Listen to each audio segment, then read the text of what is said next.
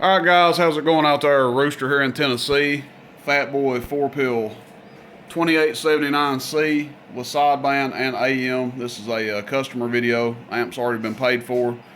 Just going to do a quick video on it. Check it out before it ships up out of here. Make sure everything's good with it.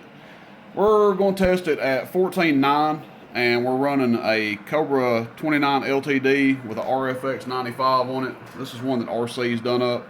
I'll try to get a demo video done on this radio here after a while because it will be for sale as well. Brand new radio, just has the VFO wind up, variable power, and the RFX95 on it there on the back. So if you're interested in something like this, it'll be coming up for sale, and I'll give it a standalone video here in a little bit. It's going to be doing about 100 watts PEP, and I think it does around 35 to 40 watts average. So we're not going to be driving the 4-pill 2879C all that hard, kind of going to be loafing it along, but should still see some good output numbers out of it to let us know that the amp is working properly. Now obviously Cobra 29 is not a sideband radio, so we're just going to make sure that the delay works.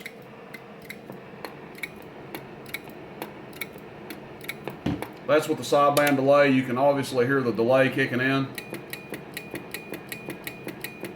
And that's with the amp on AM. So good to go there. No sticky relays, no nothing like that. So everything's good in that department as far as the delay, and then switching back and forth between AM and sideband. So in the middle position it's off, down low sideband delay, up high AM. Now you can run it in the sideband position on AM. It's not going to hurt it. You're just going to have that slight delay on your receive. So some people that talk on AM and sideband, they don't want to be flipping back and forth. They'll just leave it on sideband. That's fine if you want to do that.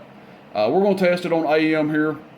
Again, don't expect gigantic numbers out of this.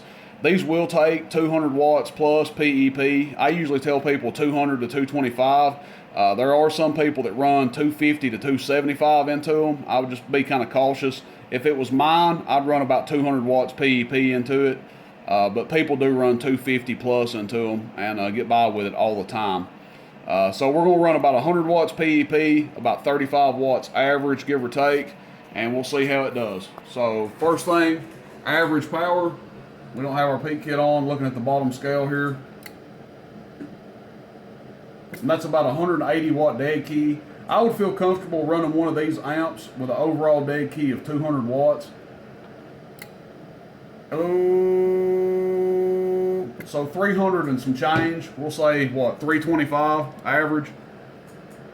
Pretty good with about 30 watts average, 35 average going in.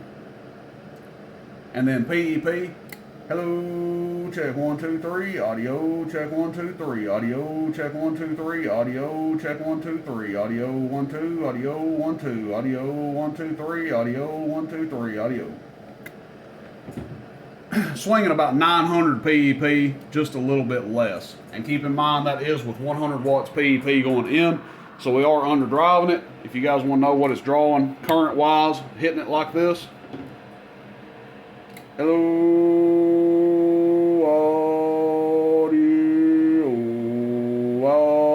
audio. So we saw it jump up to 51, 52 amps there at one time, but high 40s, low 50s. Now, when you start hitting this thing with more power, as in putting double the average power into it, because it will handle between 75 or 70 and 80 watts average, and 200 to 225 PEP. When you add that much more into it, it's going to draw anywhere between 65 and 75 amps on AM.